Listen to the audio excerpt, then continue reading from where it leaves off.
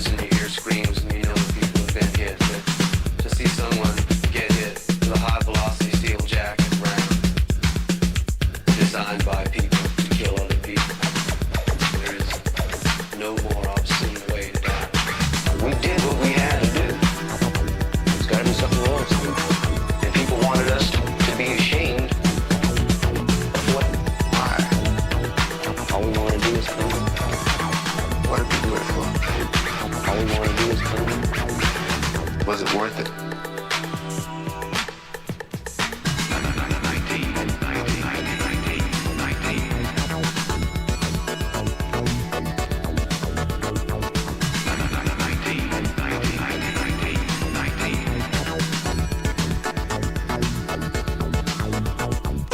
Hundreds of thousands of men who saw heavy combat in Vietnam have been arrested since discharge. Their arrest rate is almost twice that of non-veterans of the same age. There are no accurate figures on how many of these men have been incarcerated, but a Veterans Administration study concludes that the greater a vet's exposure to combat. That was a very rare remix of Paul Hardcastle's 19 by WizKid, whose most famous track is Play That Beat Mr. DJ with MC Globe from the Soul Sonic Force. Welcome back to Spacelab. I'm your host Billy Proctor, the Electro Doctor, and I'm joined as always by the Bass Junkie, Mr. Phil Klein. How's it going, Phil? It's going well, Billy. How are you?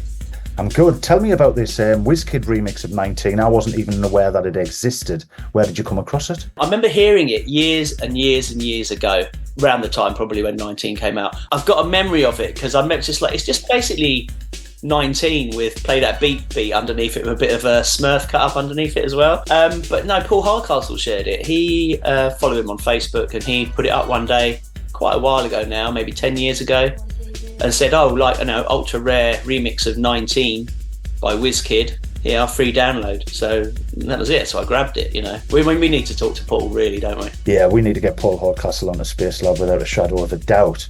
Now on to the topic for this episode of Spacelab, featuring Demetrius Ford, otherwise known as DJ Matrix. We have a treat in store for listeners. Not only will we hear from DJ Matrix live and direct, but it's a story for the ages. A story of resurrection and rebirth. A phoenix rising from the ashes to feel the bass once more. I'll be honest, Phil, I was not aware of DJ Matrix back in the 80s. I didn't hear It's Time to Rock, or Feel My Bass, or for that matter, the fake Matrix track, Jam It's Time, until you shared the Battle of the Boom CD with me, which I believe was compiled in the early 90s, right?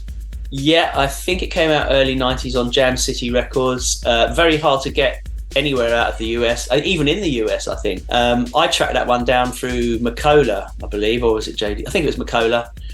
I had the 12s. I had It's Time to Rock, Feel My Bass, Jam It's Time, and the Boo-Yow Boyz track, which is also on Bad Boy Records, which is another one which he's involved with, which is Matrix producing for the Boo-Yow Boyz. I had all that stuff. I'd missed It's Time to Rock when it first came out, funnily enough, and I picked up Feel My Bass and Jam It's Time around the same time and thought it was all, like everyone, Matrix. I didn't realise he was Matrix at the beginning, and then DJ Matrix was him continuing, and the Matrix name was taken over by the owner, Alan Franco of Jam City, and it was Cool Rock J and DJ Slice who did that track. Although I knew Cool Rock J and DJ Slice were involved in the track. I mean, it says DJ Slice on the 12. It also says it's Cool Rock J on the microphone. You can hear him rapping about that. But it says, my homeboy's coming through with this beat for you, baby.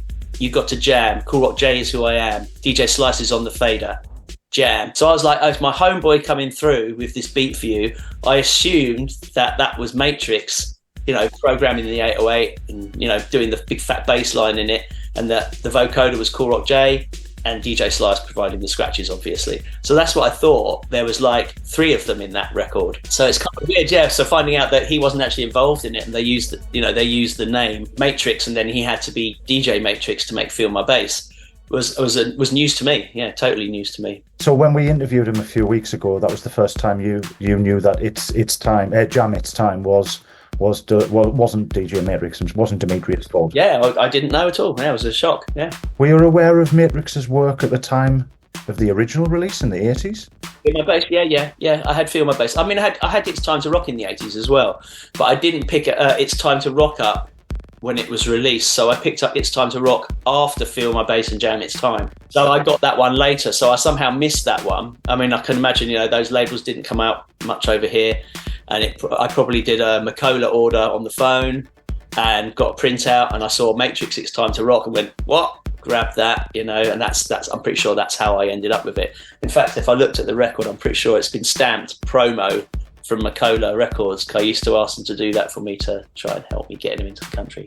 It completely didn't hit my radar at all in the 80s. Were they well known in the 80s? I'm not sure in this country if they were. I grabbed them because, like I say, I was always looking out for that sound. A lot of people moved away from it, didn't know it was still being made. Like Dee says, he says that after he made Matrix, everyone was saying, oh, you've got to drop that vocoder stuff. People aren't into that anymore. You just got to rap, and that sort of thing. So it was moving away, and it had already started to move away, especially in this country by then. House had taken over here. It was acid house music, and that was what was doing in techno. It was Detroit techno mostly, and other techno. And then people forgotten about the electro, which is kind of the whole thing is how Spacelab has come about, isn't it? How electro just disappeared, and then then there was a resurgence in the 90s, and then again in the noughties, and then now it comes and goes and comes and goes, ebbs and flows.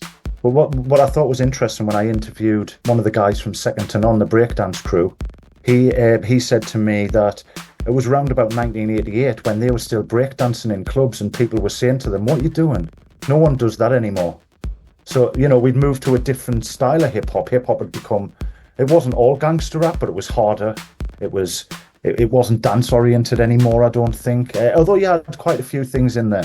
Even in the top 40, if you remember things like C&C Music Factory, were doing like, Come On, Let's Sweat. There was lots of stuff coming out. I mean, there was other hip-hop, all De La Soul and that sort of stuff coming out, the happy stuff. There was a mixture of stuff, but it was just like the electro thing had kind of really had fizzled out in most areas. Most people weren't making it. I was searching for it high and low, as you well know, because that was what I wanted to hear. I mean, I was into other stuff as well, but that's what I wanted, that's the sound I always loved. So, things were changing, as they always do, and that's how it went, Well, you've been hunting down Matrix for quite some time, right? I have said that Phil has Electro in his blood, so that he has circuitry, really, not blood.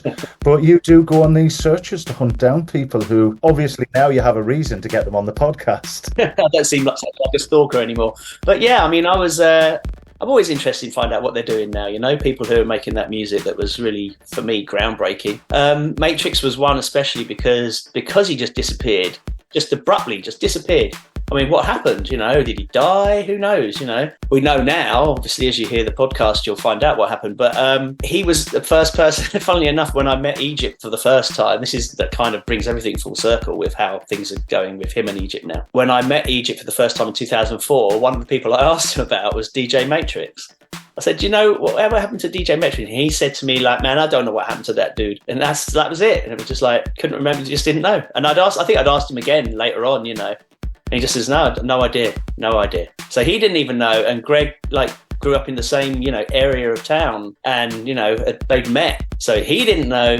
I mean, how was I going to know? And I remember looking, when Facebook popped up and, you can search people's names, and I knew his name was Demetrius Ford, and I'd looked around and I'd checked profiles with that name, and I hadn't seen anything saying Matrix there, so nothing was obvious to me. And it was only recently when we started, you got me involved with Spacelab, that I thought, let's look up DJ Matrix, let's try and find him again. And I went onto Discogs and I saw it says for the Jam City record label that information accurate as of like 2010. So I tried calling that number, funnily enough. I got no reply. I think it might have said it was no longer available or something like that.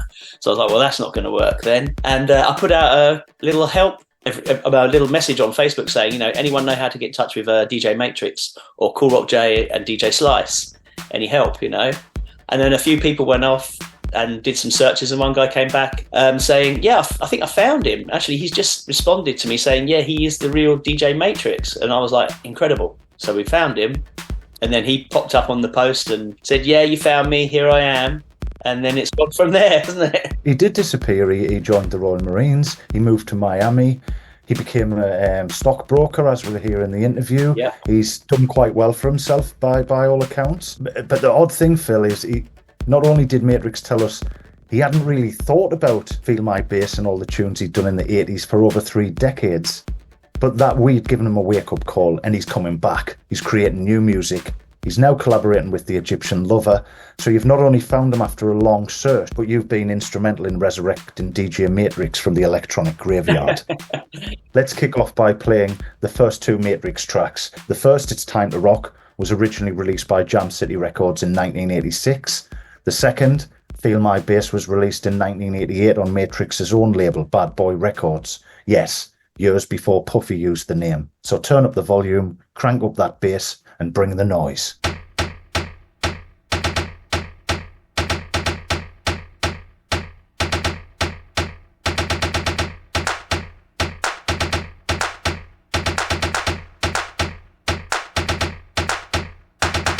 This is a promise, but not a threat. I'm gonna make you dance and make your body sweat. You have no choice. My beat is gonna make you move. So get into my nasty groove. My bass is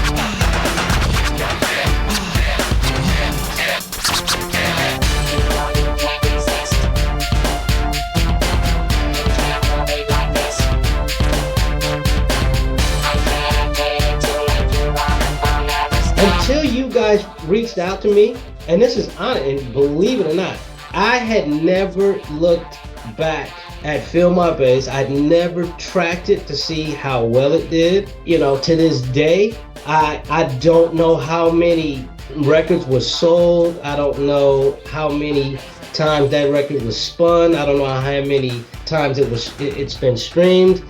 But you guys, when you reached out to me and said, "Hey, Egyptian Lover's looking for you," I said, "Let me just take a look." And I went on YouTube, and I saw Feel My Bass everywhere. And then I started looking at the comments, and I'm gonna tell you, man, I sat back and I literally, it brought tears to my eyes, because I remember when I made that song, I had a dream of someday, performing that song in front of, a packed stadium, and over time, millions of people not only listening to it, but really, loving it and dancing to it. And I saw some of these comments, man, and I had achieved that goal other than performing it. I'd never, believe it or not, I'd never performed Feel My Bass live, ever.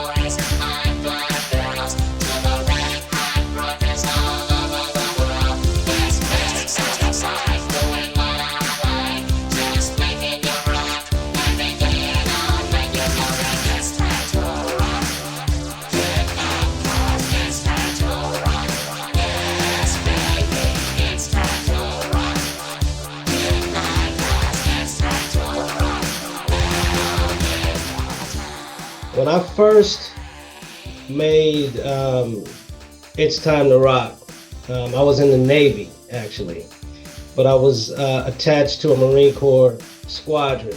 And it was right about the time where I was trying to make a decision if I was going to stay in the military or do something different. And then, you know, I had a kid, and then there was another one on the way. And the music thing, while it was fun, I was so limited because I was in the military, and I couldn't actively, you know, promote and tour and do a lot of things. And, you know, the only times I was able to really perform was if I was booked nearby where I was stationed. At the time, it was I was stationed at Naval Air Station Lemoore, which was just outside of Fresno. You know, I've been trying to, ever since you guys reached out to me and sent me that list of questions, I've been trying to think back, and we're talking, you know, like 40 years here, and I'm trying to remember how I met everybody back then that kind of like launched my little mini music career.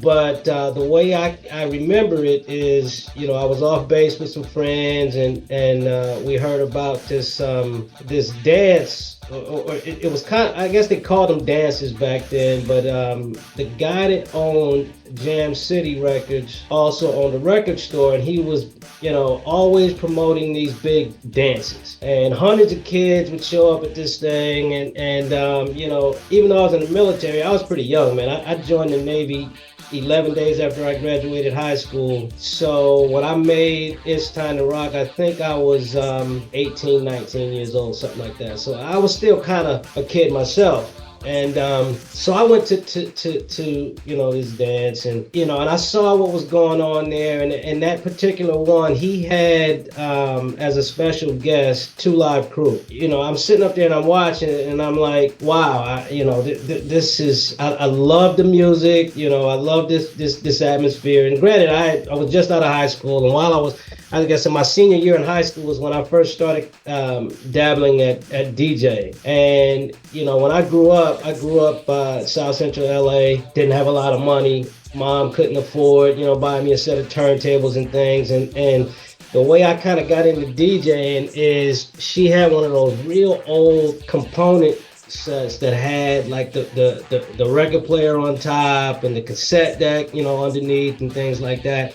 And I learned how to mix using the pause button on the cassette deck. And, you know, I fell in love with it. And you know, next thing I know, I was selling tapes at high school. And you know, eventually, you know, I sold enough tapes to buy my first, you know, little DJ setup. Bought a couple of 1200s and Newmark mixer and some Serva Vega speakers, and you know, then formed this little group called Intense Heat, which was myself, my brother, a great friend of mine. He called himself DJ Slice. I'm sorry, DJ Scratch. We'll get to Slice later, but you know, we started, you know, DJing all over the city, doing house parties, and eventually the high school hired us to, you know, DJ some little events and pep rallies and things like that. And so, you know, that's how I kind of got started as a DJ. It's time to rock. It's time to rock. It's time to rock. Now is the time.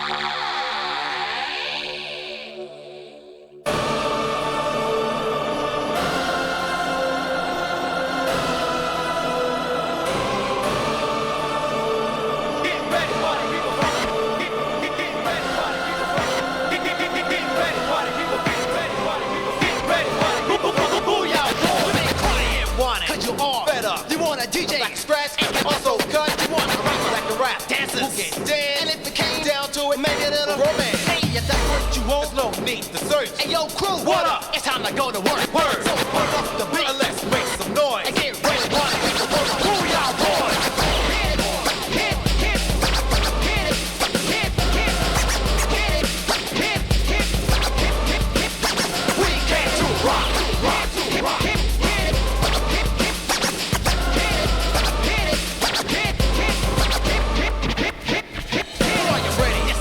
Sure, I'm sure. Or are you willing and able to rock the floor? What are you doing? Most hard on the mic, with phone, and are you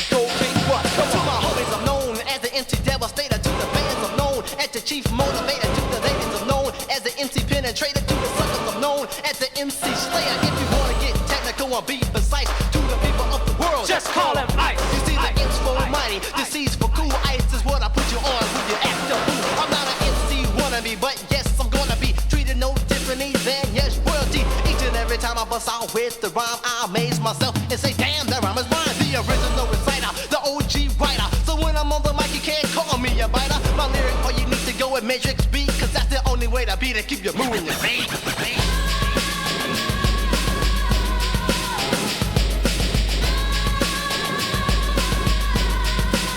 We came to rock.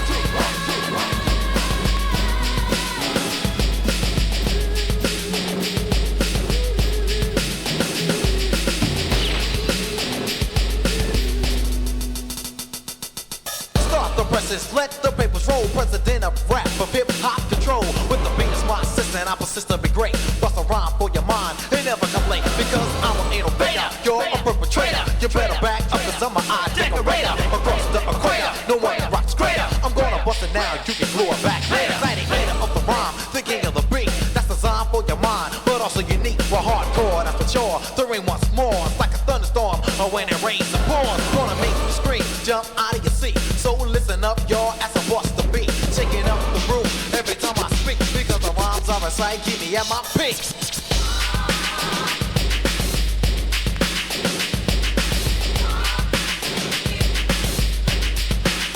We came to rock.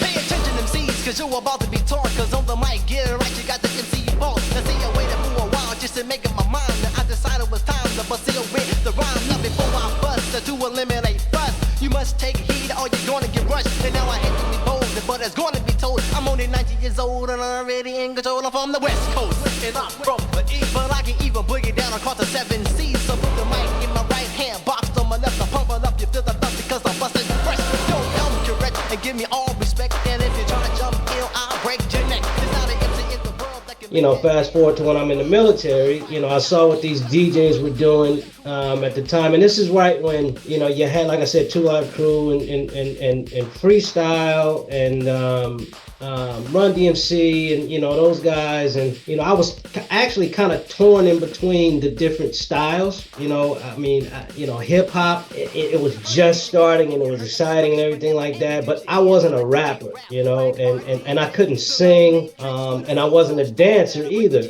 But I could put beats together. You know, when I saw what was going on, I reached out, you know, to the promoter. His name was Alan Franco. And he and I kind of hit it off, you know, pretty quick, man. And I started, like, you know, DJing inside his record store. And he came to me one day and he said, hey, you know, I got this little studio. I'm launching this little label. You know, do you think you can make a beat like this? And he played me Egyptian Lover's Egypt. You know, the very first time I heard that song, I was in high school, and I absolutely fell in love with that whole energy and everything. And it's so funny how, you know, we're all together now talking about this. You know, Egyptian Lover was my absolute, you know, he was the most inspirational figure to me when I started out. You know, I you know, when I heard the vocoder and everything, I said, I can't sing, I can't rap, but I can do that. You know, I think, you know, if I disguise my voice, you know, and just, you know, play along with, I can do that, you know. So I kind of, you know, when Alan said, hey, can you make a beat like this? I said, absolutely. Backstory there, I'll go even further back. When I was about 10 years old, you know, my mom and my stepdad at the time, they were very heavily in the music scene. They were touring. My mom put out a couple of singles along with my stepdad, and I grew up just listening to them, you know, the whole band situation, you know, in the garage or in one of the rooms of the house, and you know, I just grew up around music. And I remember being at and this is when I was in elementary school, I remember at lunchtime one day, I saw these kids sitting in a circle, and they had drumsticks, and they were just sitting, you know, Indian style, just playing the drumsticks on the blacktop, and they were all in beat and everything like that, and it sounded real coordinated. And I went over and I was like, what are you guys doing? And they told me that they were the drummers for our school's drill team, and they were just practicing. And I saw it, man. I said, how can I do that? And kids are kids, and here I am, trying to get in there, and they're like, man, no, we're all set. There are no more drums available. You can't come. My mom actually worked at school. She was an administrator, and I went to my mom. I said, I want to be in the drill team. Can you put in a word for me? And mom was like, well, yeah, the drill team instructor is, she's in our family. She's like our second cousin. I'll talk to her. So she had that conversation, and sure enough, there's not any more drums and this, that, and the other thing. And my mom was like, well, if I buy him a drum, will you let him try out? And they were like, yeah, fine. And again, we didn't have a lot of money. My mom actually found an old tom drum at a garage sale, and she took that tom drum to a record store, and they converted it into a snare because I wanted to play a snare. I'll never forget it, man. This pearl white old tom drum, and they hooked it up to where I could wear it and everything. And I went in to audition, and I was never taught, any of this stuff. I just felt like I could do it. And I went in there in that audition, man, and I killed it. Everybody that was saying, no, you can't come, they were like, we gotta have you. From there, I started playing the drums in the church, and formed a little band with some friends of mine. Again, none of us had ever had any lessons. We were all self-taught, and we used to, amaze people. We won talent shows and all this other kind of stuff, and so the music was always there for me.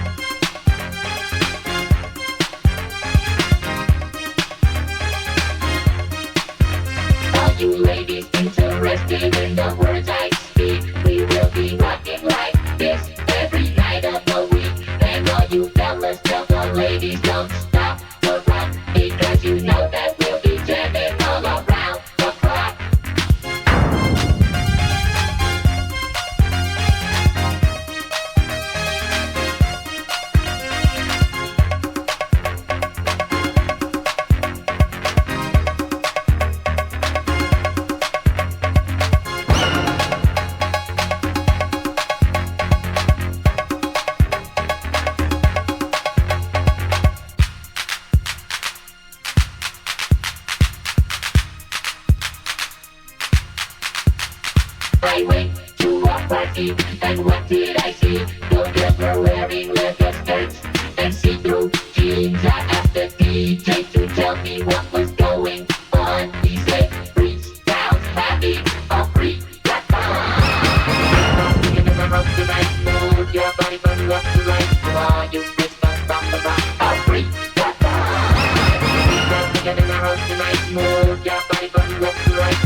you freeze, don't stop the rock, don't freak the vibe.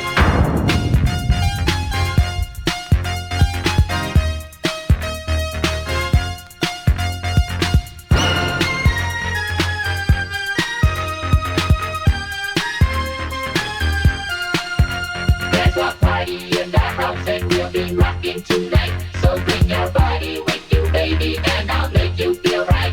It's a freaky celebration of a natural kind, and the pleasure you'll experience will blow your mind. Now swinging in the house tonight, move your body from left to right. To all you freaks, don't stop the rock, will blow your mind. Now swinging in the house tonight, move your body from left to right. The pleasure you'll experience will blow your mind.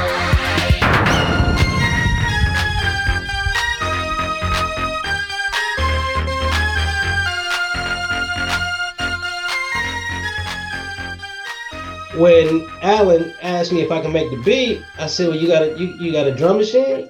And granted, at this point, I had never played a drum machine. I'd never even seen one up close. I had my turntables and my mixer, and that was it. I've never been in the studio or anything like that. So he took me in the studio, showed me this drum machine. Engineer was in there, showed me how it worked. 2 hours later, I not only had the beat done for "It's Time to Rock," but the melody, everything, I'm just, messing around, and they had the vocoder in there, and it took me about a week, and that song was done. And I was just playing around, having fun with it. And Alan was like, "Listen, I want to put this out. I want to sign you to the label and this, the other thing." And I was like, "Absolutely, let's do it." I was not thinking anything about the business of it. I wasn't thinking, I'm going to get rich one day, and, I'm going to tour and all this kind of stuff. I was just having fun because I just love music like that.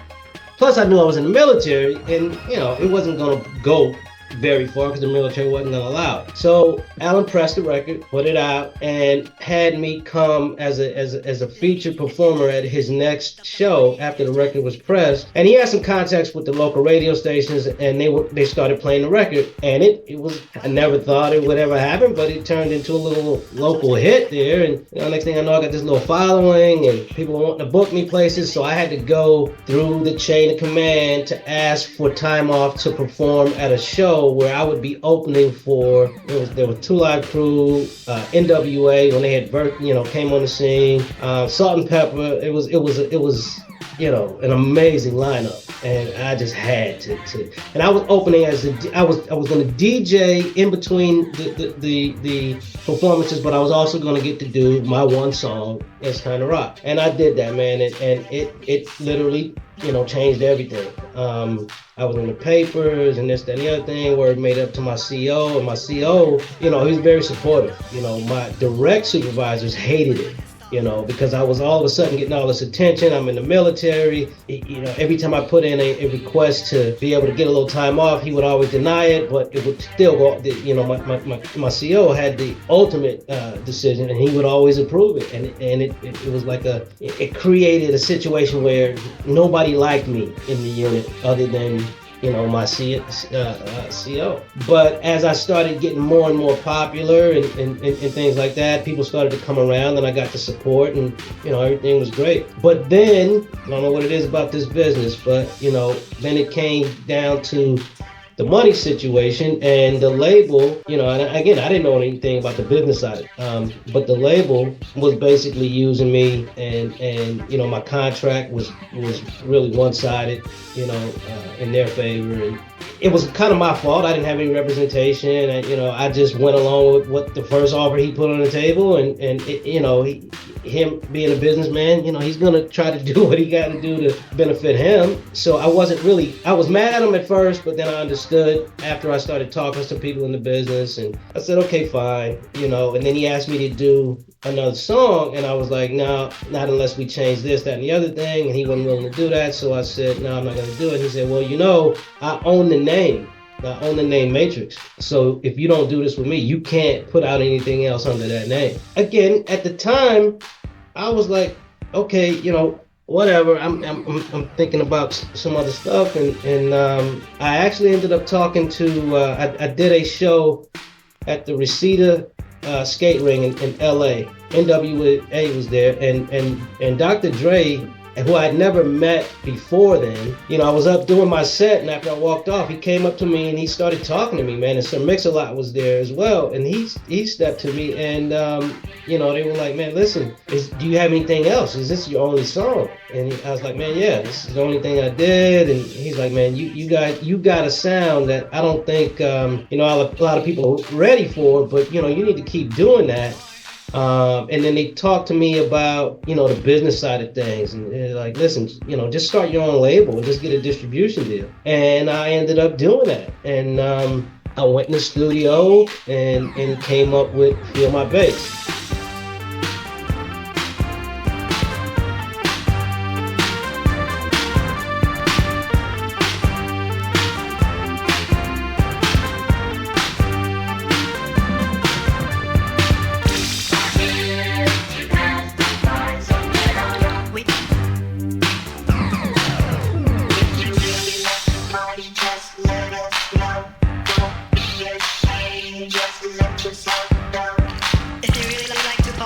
Just let us know.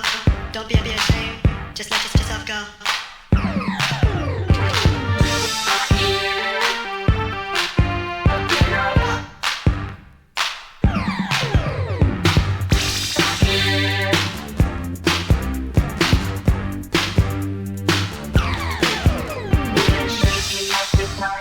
It's time to get down.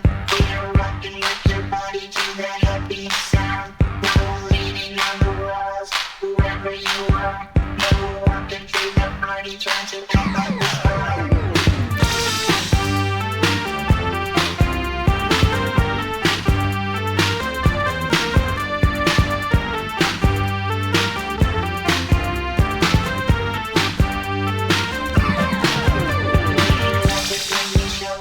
You had a good time. There's nothing gonna stop us or leave us behind. So put your hands together, move your feet to the beat. And the feeling gets much better when you're feeling like We love it when you show us, when you have a good time. There's nothing gonna stop us or leave us behind. So put your hands together and move your feet to the beat. And the feeling gets much better when you start feeling the heat. the DJ's got you dancing down on the floor. If you like the beat, just scream for more. I hear you got the fire, so get on up. I hear you got the fire, so get on up. Yeah.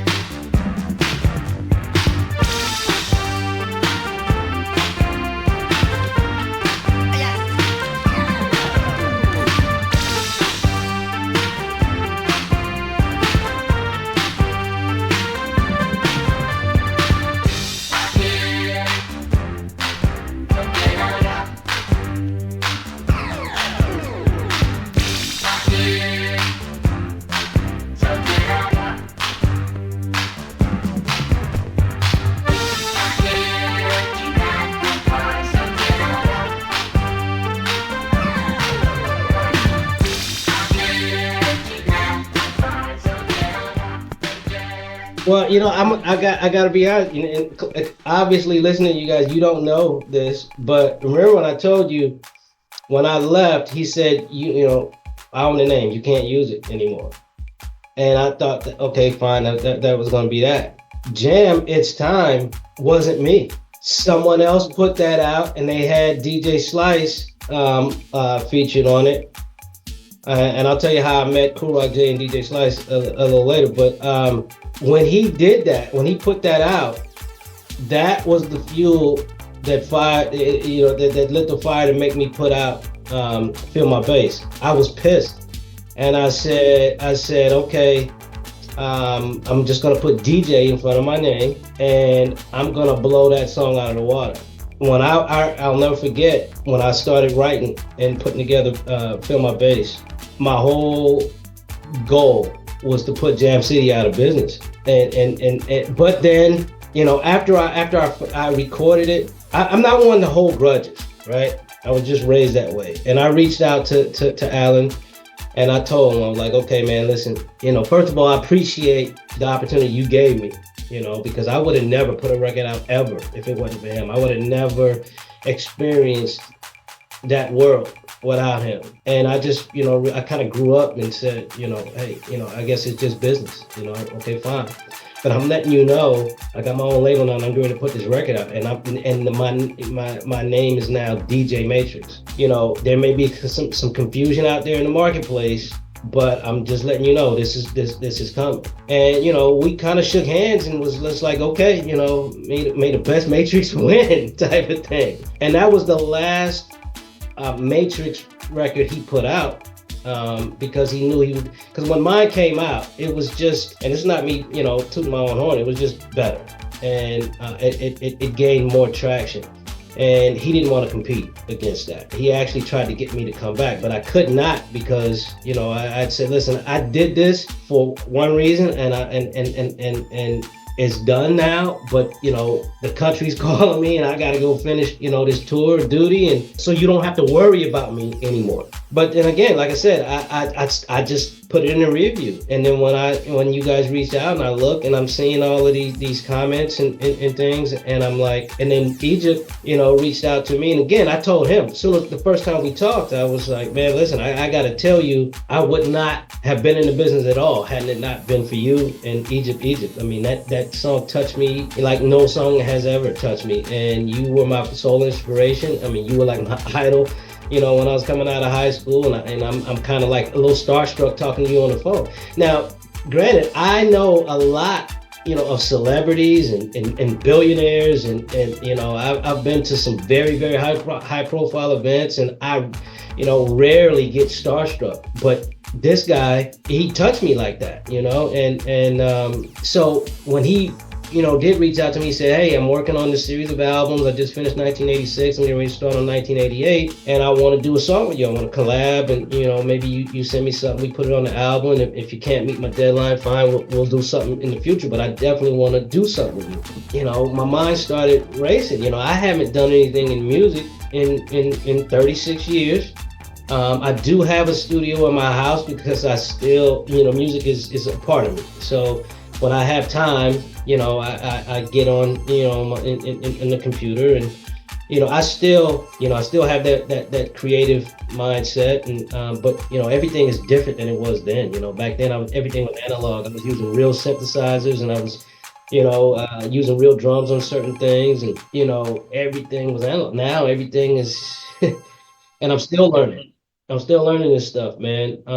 But again, seeing the comments and seeing people, hey, where did this guy go? Is there anything? Did he make anything else? And I did, man. I made a lot of music. I'd say within 5 years of putting out Feel My Bass, but it was just me, just being creative, just making stuff. That's how I would, decompress when I was stressed and stuff like that. I just didn't get in a little studio and everything like that. But everything I had was on cassette and DAT.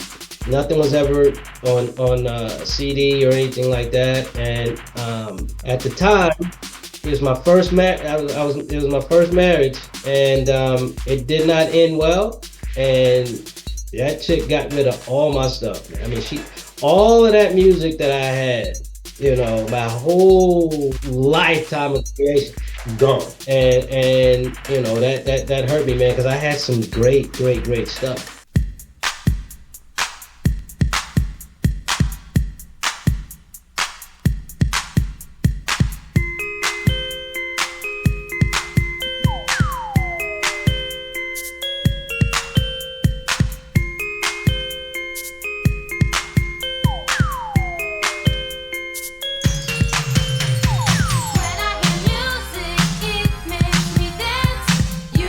Music, here's my chance.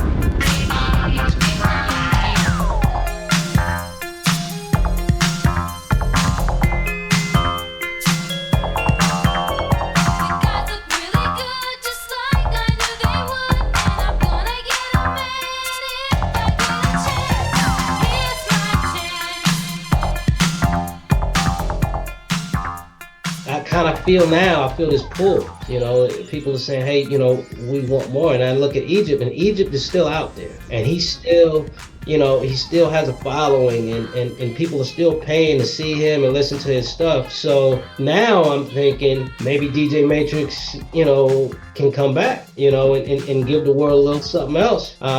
So I'm seriously considering it now, man, because I thought, I had no idea how big it would be outside the U.S. When I made that song, I was, again, you know, it's like I said, I was kind of torn by the different styles of music, because it was like a melting pot of stuff going on all at the same time. You had, you know, the electronic stuff, then you had, you know, real hip hop, and then you had, you know, at the same time you had like the New Jack Swing type of thing, and I'll never forget when the first time I heard Shake Your Rump, that swing tempo, and I was like, you know, that is more, I feel that more than I felt what I was doing with Feel My Bass. But then I was thinking, but you can't sing, and you know, you can't dance, and so what are you gonna do here? So I just thought, okay, maybe I'll just produce for other people, maybe, because in the studio, you know, I can make some beats, and I can put you know, some tracks together, you know,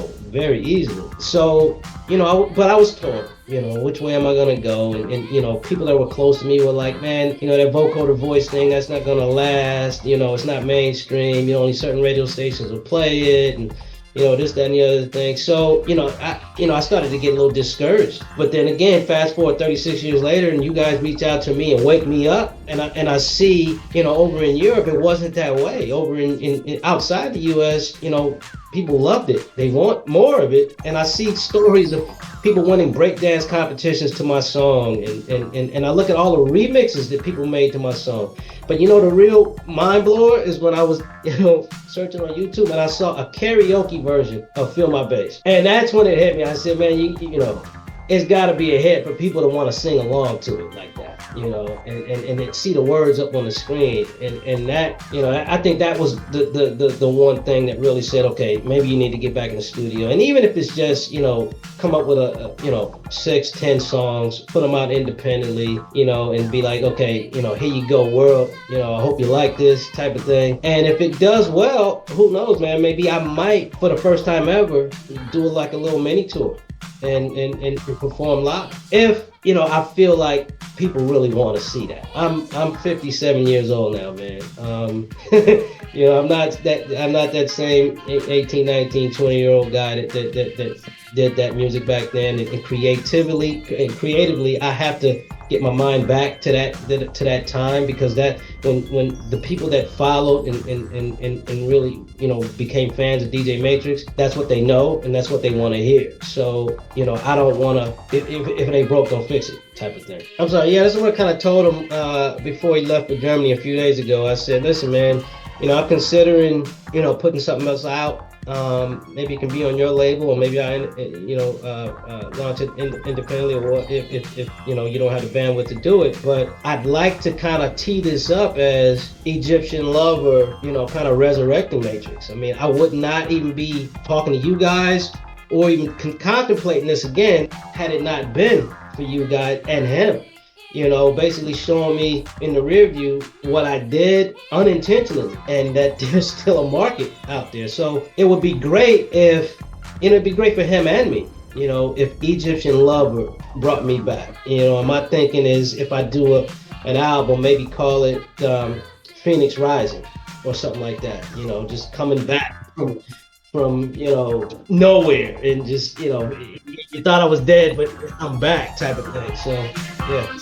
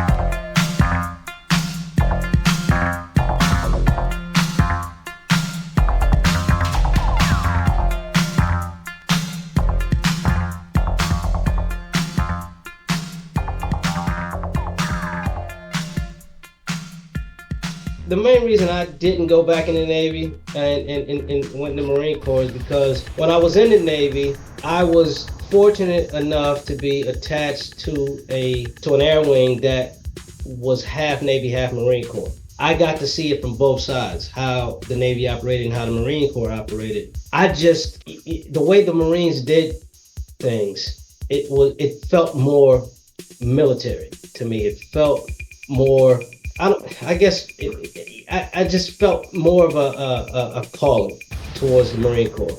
So when my enlistment was up, in the Navy, and they wanted me to re-enlist, I said, no, I'm not coming back to the Navy. I made some great Marine Corps friends, and they taught me a lot. And I think I'm gonna go in that direction, and that's what I did. And it was one of the best things I ever did, because when I was in the Navy, again, I joined when I was 17, and I was doing this music thing at the same time. And I never really grew up while I was in there. I was still this kid that was getting all this fame out of nowhere, and it was just fun for me. And the Navy was lax with me, and they allowed it. Marine Corps made me grow up immediately, and I needed that. It focused me on what was important, and the love for the music, that never died. But the Marine Corps, I think, put me on the path to the success that I've enjoyed ever since. I'm touching a lot of lives in the right way in what I'm doing. So there's it's not just about the money to me, although I make great money, and I do a lot of great things in the community. But at the end of the day, there's a legacy there, I think, that will live beyond me. But speaking of legacy, now that again, this whole, DJ Matrix thing, I thought it died, 36 years ago. And now I see that it hasn't. And now I don't want it to die, So, I'm not going to even say if. When I put more music out, I'm going to give a lot of accolades to you guys, because you brought me back. Honestly, you did. I had never, ever, in 36 years thought I'd be having this conversation or thinking the way I'm thinking right now. So I appreciate you guys reaching back out to me, man, because, I feel alive in a way that I haven't in a long time.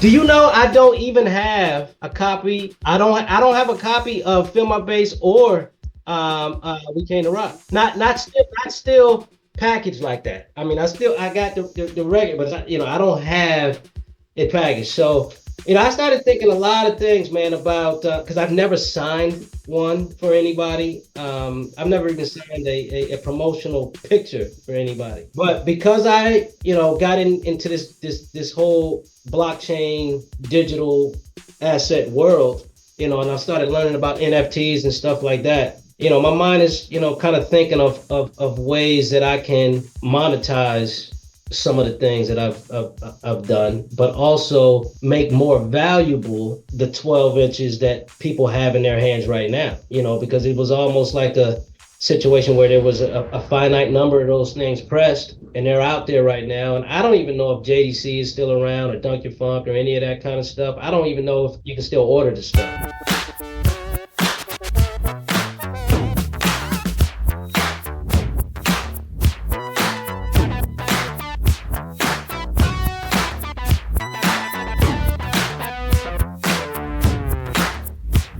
This is a story of famous dog. For the dog that chases its tail will be busy. These are clapping dogs, rhythmic dogs, harmonic dogs, house dogs, street dogs, dogs of the world unite, dancing dogs. Yeah, counting dog, funky dog. Nasty dogs.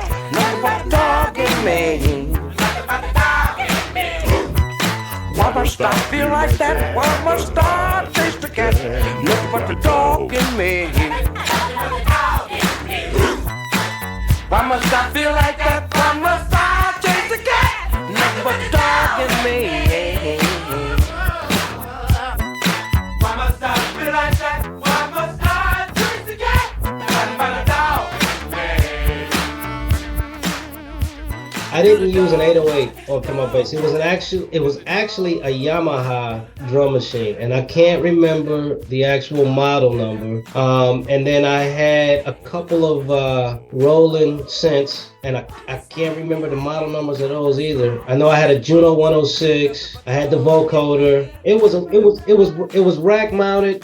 I don't remember the manufacturer. That's what Edith told me. He said they love me in Germany, and if I ever want to do like a little comeback tour, either start there or end there.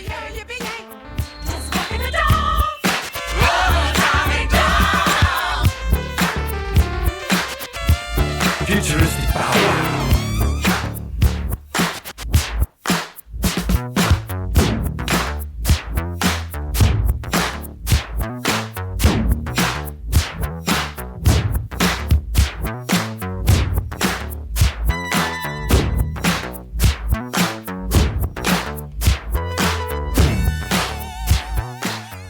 In my house, I grew up on funk, man. I mean, Bootsy, one of my favorite songs of all time was Aqua Boogie. When George Clinton came with Atomic Dog and stuff, man, it was just, and see, then at that time, man, there was just like such a conversion of different styles. And it was just a great time to be alive, if you like music back then. And honestly, as the years passed, the more and more music disappointed me a little bit, I think.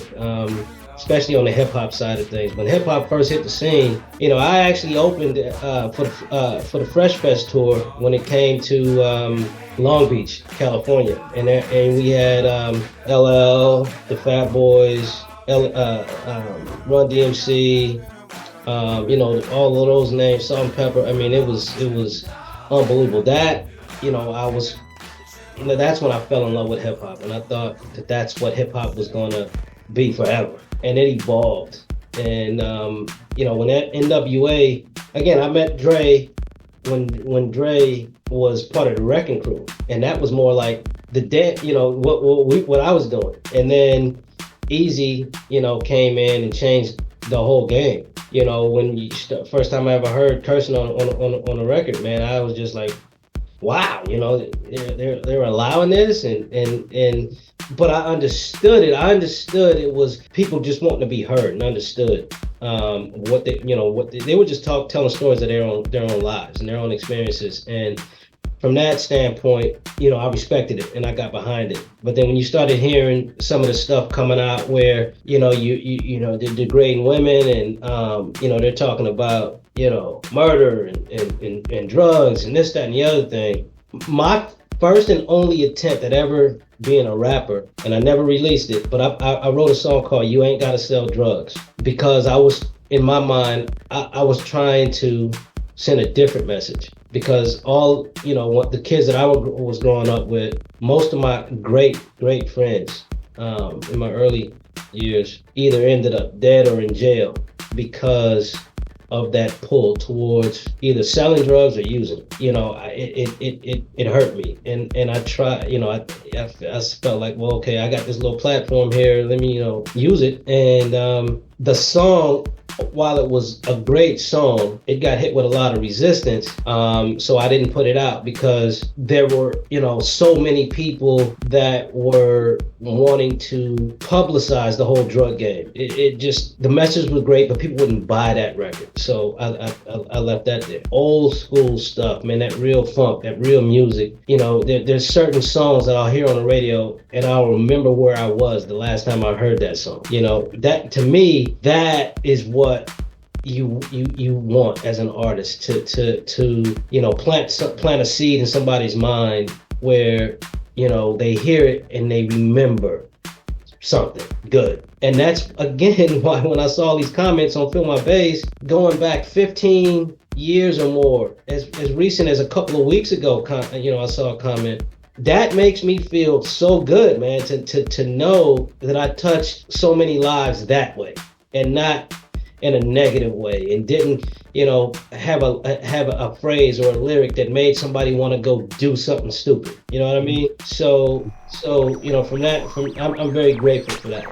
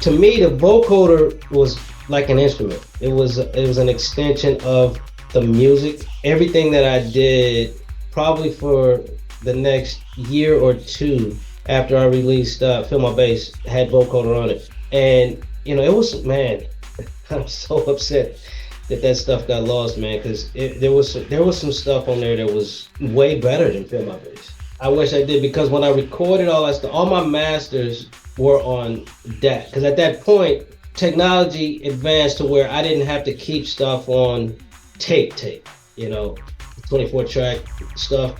It was all kept digitally, and there was no backup system then. All this other stuff that I made, there were only a few people that I ever shared it with. It wasn't like, you know, I was selling cassettes out of my trunk or anything like that. I could count on one hand who had, you know, those tapes. And I did over, you know, years ago, start reaching out to people and ask them, hey, you still got this, you still got that, even my mom. And nobody has anything. My brother does have some tracks that I laid that were like super, super raw, no vocals on them at all. It was just, you know, I was self-taught, you know, musically, and I never knew how to read music, so I could not write music down. So when I had an idea, I had to hurry up and just run in the studio and try to lay it down and just keep that, you know, little clip over here to when I can get to it and things like that. But I had a lot of that. My brother had a lot of those tapes. I don't know if he still does, but they were like just ideas. They were not songs. They were just like, you know, a hook here for this song, or, you know, a bass line or something like that. But they were never anything. There's nothing finished. But I will tell you, this past Tuesday, I started working on something. So I'm gonna commit to you guys that you guys will be the first to hear all my new stuff. Okay, you and Egypt. I'm gonna send stuff over to him for him to critique, possibly collaborate with me on. No one else is gonna hear anything until it's done. But, you know, I'll let you guys start to hear as I'm creating it, so I can get a little feedback, because you guys, you know, you're still there. You're still in tune to what people want to hear. And again, my head hasn't been on, you know, electro type music in decades. And I've you know, if you ask me what I like today, and, you know, who are more influential in you know, in my music world today, you know, it would be more jazz, actually.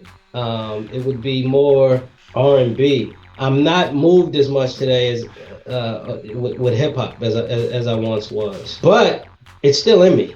So knowing now that there's still a market for what I did then, I believe I can still create that, and even you know, make it better. I can improve on it, because there's better technology now.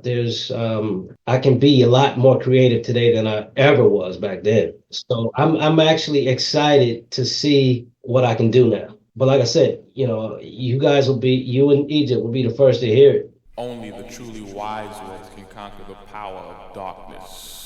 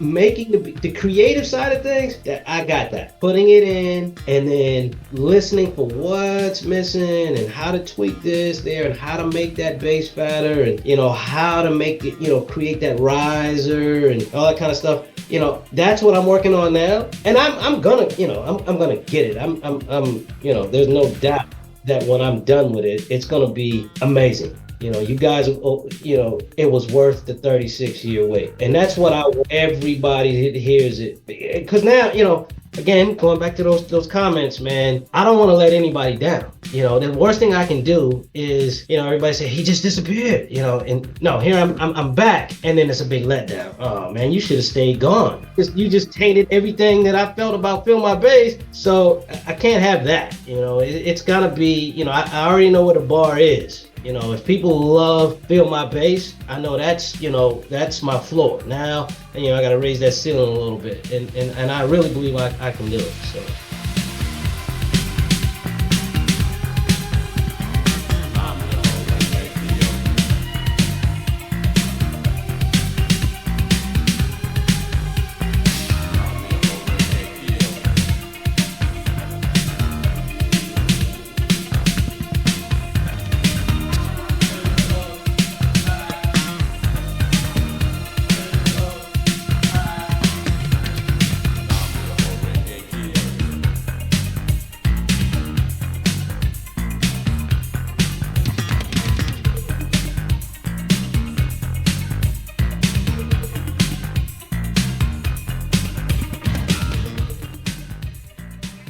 Kool Rock J and DJ Slice were some of the best friends I ever had when I was stationed near Fresno. Kool Rock, I met him through Alan, and Kool Rock was also signed with Jam City, but Kool Rock, I saw him as the next LL Cool J. He had that kind of energy. He had that same kind of style. I became Kool Rock's DJ.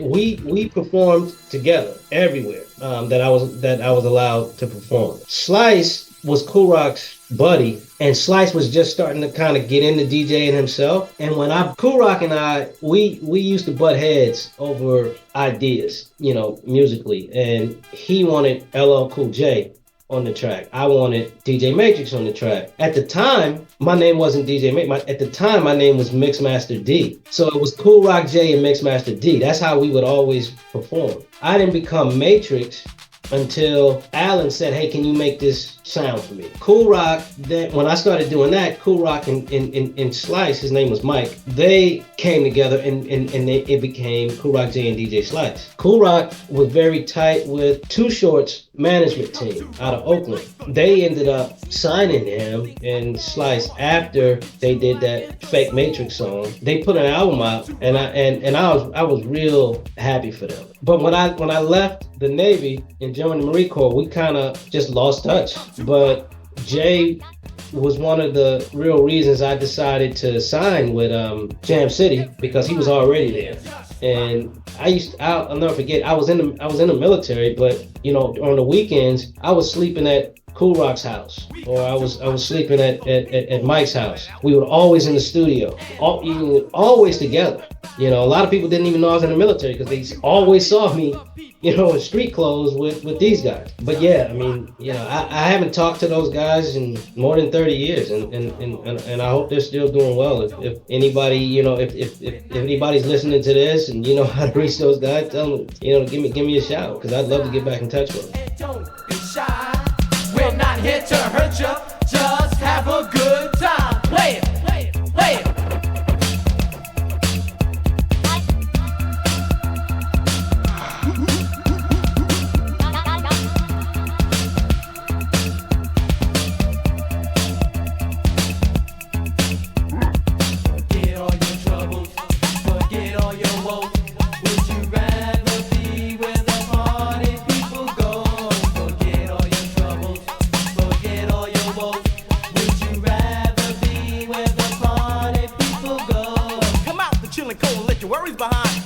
For you all, have a good time. You hear the thump of the bass and it sounds so appealing. You can't help but get into the feeling. First your feet pat, then your hands clap, then you get into motion where you can't hold back. That's the way it goes when the feeling flows. You just can't help but to let it go. Forget all your troubles, forget all your woes.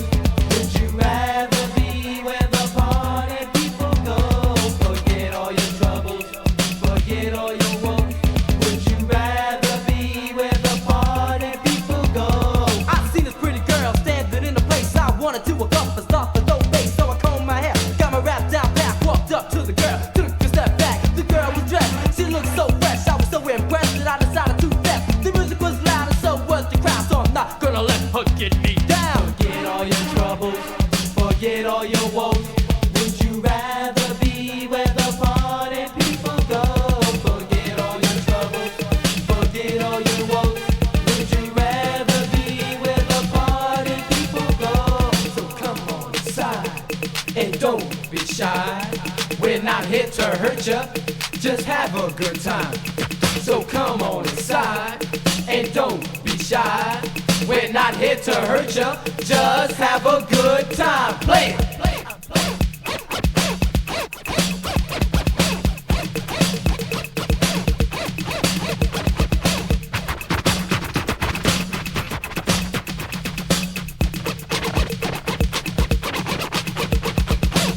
Easy girls, one at a time, just give me a chance to say my rhyme. I say enjoy yourself, listen to my voice. I just have big fun to make this your choice. I dance to the music and just choose it. Put it on the table and just choose it. Your good time, or you can hear, you can tell. Mosky's in a place rockin' here so swell. Forget all your troubles, forget all your woes. Would you rather be where the party people go? Forget all your troubles, forget all your woes. Would you rather be where the party people go? It was a Friday night, I had nothing to do, so I decided to slip on my leather suit. When I got to the party, the place was jumping. When I stepped aside, it was really something. The music was loud and the bass was blasting. My feet started grooving and my hands started clapping. A girl turned around. And I think this is one of the reasons that I really looked up to Egyptian Lover.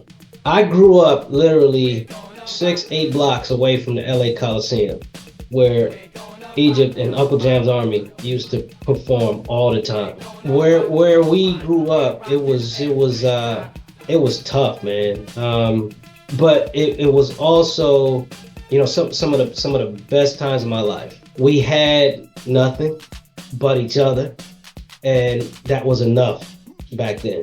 It was a scary place to grow up, but at the same time, it was a happy place to grow up. I mean, I don't know if that even makes sense. At the time that I got in, when I became a DJ in high school, and Egypt was doing his thing, and Uncle Jam's Army and stuff like that, things had gotten worse by then, where, you know, you always had to be on the lookout for a drive-by, or you had to be careful what colors you wore out the house that day. You know, you always had to know, you know, where you could go, where you couldn't go. So it was a hard. You had to learn hard lessons, you know, in those days. And that's why I say, by the time I was at that stage, that's when, you know, and when I watched the movie Snowfall, it really takes me back, man, because I lived that.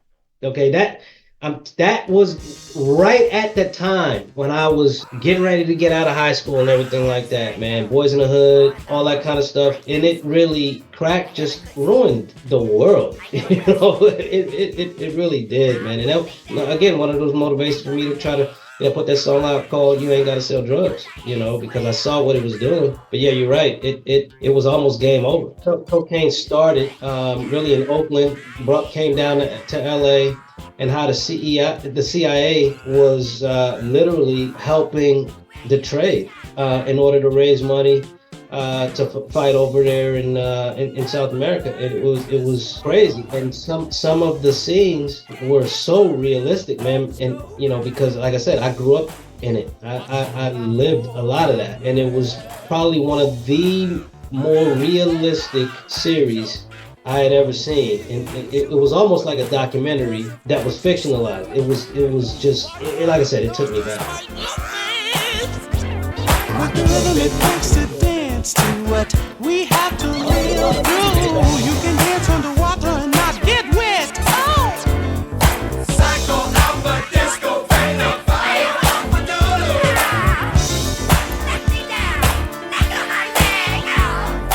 Psycho Alpha Disco Beta Bio Aqua Doodle. Psycho Alpha Disco Beta Bio Human Doodle. Water, let me go, put me down. You're all wet. Never mean to drown. Can't comprehend all the strokes. Why should I hold my breath? Feelings that I might choke. There's a magic rhythm, one with the real drum. Right through your nose, just fight your face. With the rhythm it takes to dance to what we have to live through. You can dance underwater and not get wet.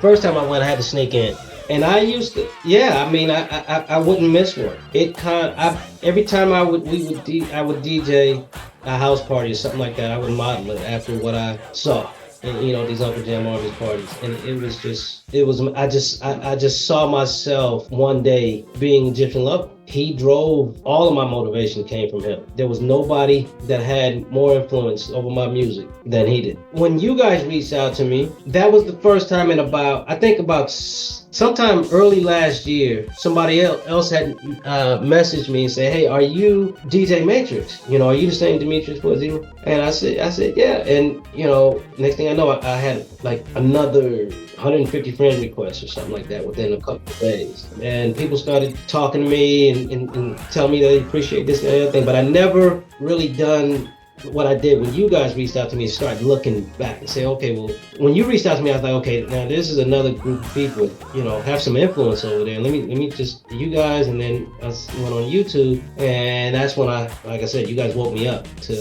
what I had missed all of these years. Good stuff, man.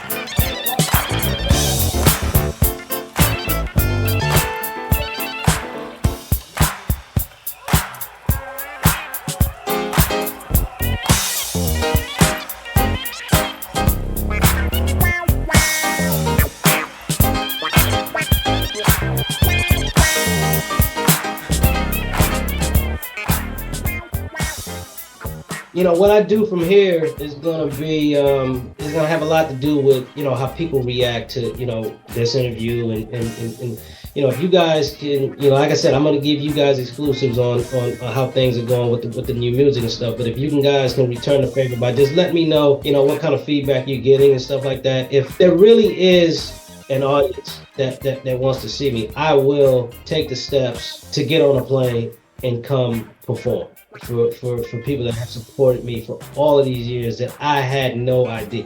I really want to give back like that, and it's not about money. It is absolutely not about money, but I would love to get on a stage again and look out and see people just dancing to my music and feeling what I used to make people feel back then, man. I mean, that would be a dream come true.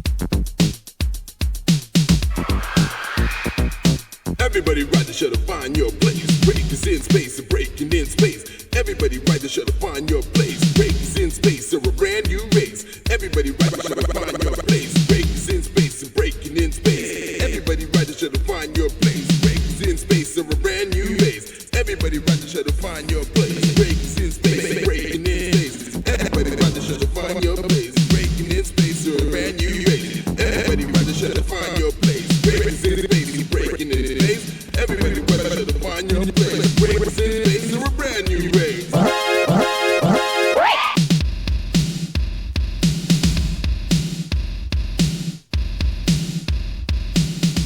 We're back with Demetrius Ford, also known as DJ Matrix, to hear what's been going on since we last spoke.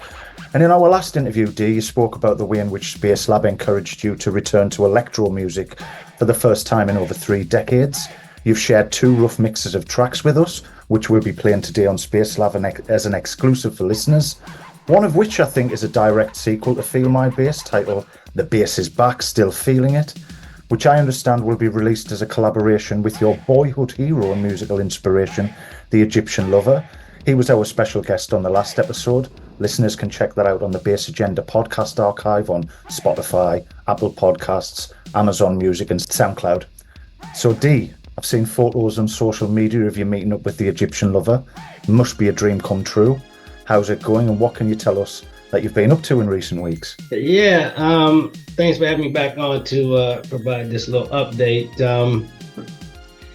Egypt, he reminded me a couple of weeks back that, when we were, starting out, I was performing at a lot of places that he was, and we actually did cross paths and meet, and I signed one of my records for him, and vice versa, but we never really worked together. So when you say kind of a dream come true to actually be able to spend some time with him, it was a little surreal for me, man. I mean, honestly, I'm a grown ass man, okay, and I don't get starstruck, very often and stuff like that. And we grew up in the same neighborhood. We started out at the same time.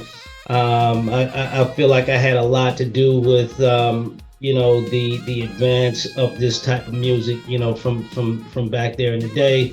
But like you said, he was a true inspiration to me and got me going.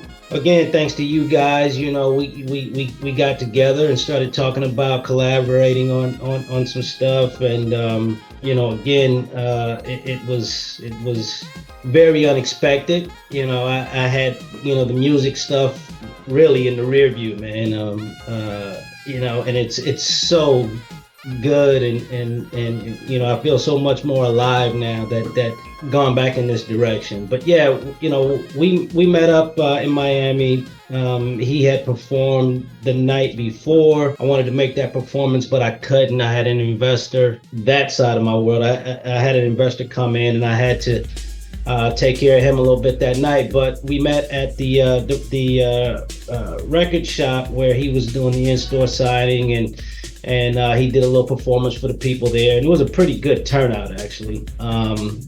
I was really happy to see so many people still follow him like that. And one guy came out there with the Kangol hat turned back like Egypt, and brought an 808 in there, and Egypt signed it for him, and it was just it really took me back. And he and I didn't really get a whole lot of time one-on-one that day, and I didn't really want to get in the way of what he was doing. I know his schedule was tight, and he had to get out of there that night because he's on tour.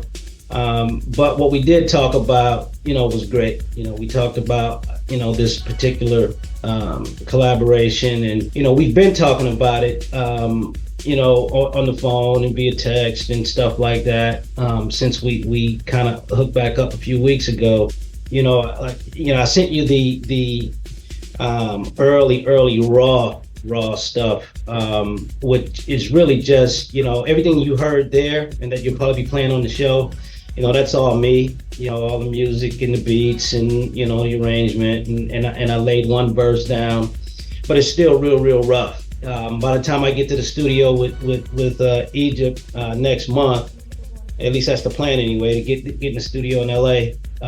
Once he lays his vocals down, I expect things to change a little bit, because I want that Egypt feel on it as well.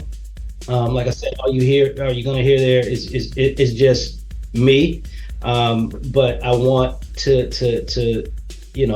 get that Egyptian Lover feel in there as well. So once I get that direction, we'll probably add to it and change it up a little bit. But I'm feeling pretty good about that song, man.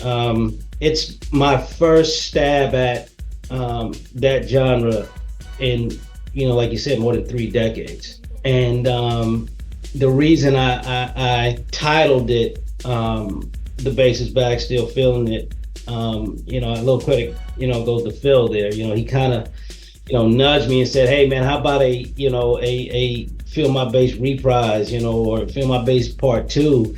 And my thinking at first was, I've been away so long and I'm coming back. I had names in my head like Phoenix Rising, coming back from the ashes type of thing. But it made so much sense what Phil had said to me, because Feel My Bass really was what made that name. I mean, a lot of people will say, well, It's Time to Rock, and there was a lot of confusion out there with, the Matrix that followed me on Jam City, and which I touched a little bit on the earlier part of the interview. But I felt like once I saw, how successful that song actually was, and again, it's crazy. Over the last 30-something years, I had no idea that it was still getting recognized as one of the great songs from that era, and people are still playing it. And so I felt like, all right, in honor of the fans that have been supporting it this long, I wanted to kind of come back that way. And the second track that I sent you, which is really, I'm one of these self-taught guys. I don't know how to write or read music. So when I get something in my head, I got to go lay it down real quick. And thank God for the technology we have these days, where I can put a whole song together in a matter of hours. But that second one I sent you, I think it has a lot of promise as well. I'm thinking about calling that one Flamethrower, because I think it's gonna be hot, man. I think I'm gonna be spitting fire on that one. So I feel real good about that one as well. Yeah, thanks for the update, D. We all look forward to hearing what comes out of your collaboration with the Egyptian Lover. And now, as promised, we have a special treat for the Spacelab posse. Firstly, an exclusive listen to rough mixes of The Bass Is Back, Still Feeling It, and what is tentatively titled Flamethrower. Share your thoughts and comments in the chat. Keep it nice, not too spicy. I'm sure D would love to receive feedback. And after that, to end the show, we have Phil Klein in remix mode once again. An exclusive first listen to Feel My Bass, the Bass Junkie remix. And until next time, thanks for listening to Spacelab from a galaxy not so far away.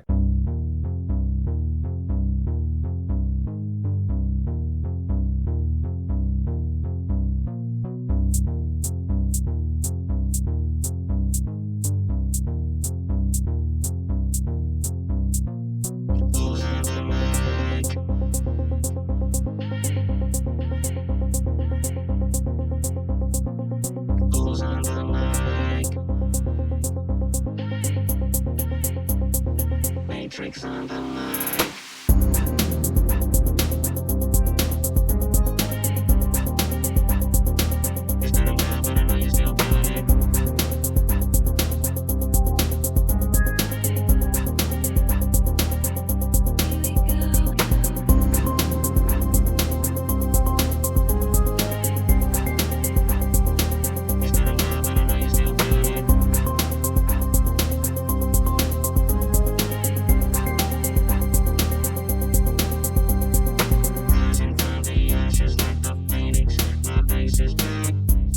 Matrix and Egyptian Lover on this booming track.